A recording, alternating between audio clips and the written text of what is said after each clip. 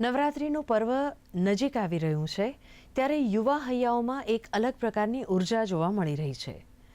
નવરાત્રિમાં ટ્રેડિશનલ ડ્રેસની સાથે જ સુંદરતામાં વધારો કરવા માટે યુવાનોમાં ટેટૂનો ક્રેઝ વધી રહ્યો છે.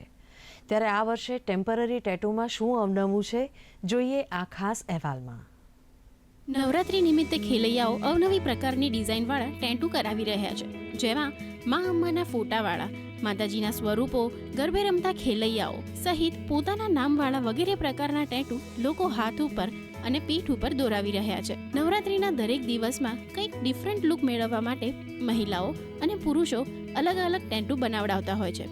ટેટુ બનાવવા માટે જે કલર વાપરવામાં આવે છે તે નેચરલ કલર હોય છે, આથી તે શરીરને કોઈ નુકસાન કરતા નથી. ટેમ્પરરી ટેટૂઝની અંદર બેઝિકલી કંઈ એવું કોઈ સાઇડ ઇફેક્ટ્સ કે કંઈ હોતા નથી, કારણ કે એ વન ટાઈપ ઓફ વોશેબલ હોય છે અને એ એકદમ નેચરલ હોય છે, તો કોઈ એમાં કોઈ તકલીફ હોતી નથી. તમે વોશ કરો કંઈ પણ હોય તો તે તરત નીકળી જતા હોય છે, તો એને સ્કિનને રિલેટેડ એમને કોઈ તકલીફ હોતી નથી. નવરાત્રીમાં ખેલૈયાઓ ગરબા રમવા માટે તથા લોકોમાં અનોખું આકર્ષણ જમાવવા માટે અવનવી તરકીબો અજમાવતા હોય છે, જેમાં હાલ આજની યુવા પેઢીમાં ટેમ્પરરી ટેટૂનો ક્રેઝ ખૂબ જ વધુ જોવા મળી રહ્યો છે. ગરબા રસિકોમાં આ વખતે નવલી નવરાત્રી સાથે અન્ય થીમ પર ટેટૂ બનાવડાવી રહ્યા છે, જેમાં મુખ્યત્વે વિકસિત ભારતની થીમ પર પ્રધાનમંત્રી નરેન્દ્ર મોદી યુએસમાં યોજાનાર ચૂંટણી અને પશ્ચિમ બંગાળમાં બનેલ ઘટનાને આધારિત લોકોમાં જાગૃતિ આવે તેવા સોશિયલ મેસેજ સાથે યુવતીઓ ટેટૂ બનાવડાવી રહી છે. ત્યારે યુવાઓમાં નવરાત્રીને લઈને જે થનગનાટ જોવા મળી રહ્યો છે, તેમાં ટ્રેડિશનલ ડ્રેસ અને ઘરેણાની સાથે જ હાલમાં નવરાત્રી દરમિયાન યુવાઓ શરીર ઉપર ટેટૂ દોરાવી પોતાની ફેશનમાં વધારો કરી રહ્યા છે. નવરાત્રીને બસ હવે ગણતરીના દિવસોની વાત છે, ત્યારે યુવતીઓ અવનવા ટેટૂ સાથે દેખાઈ રહી છે.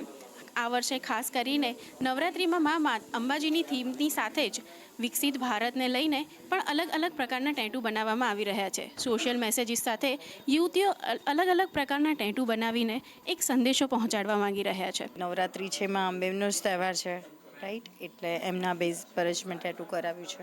હું એક ડોટર બી છું, એક પેરેન્ટ બી છું અને મોસ્ટલી એક વુમન બી છું.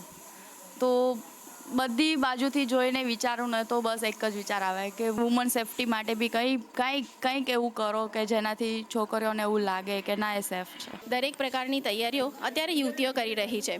ભાર્ગવ ત્રિવેદી સાથે બંશ્રી આચાર્ય, દૂરદર્શન ન્યૂઝ, અમદાવાદ.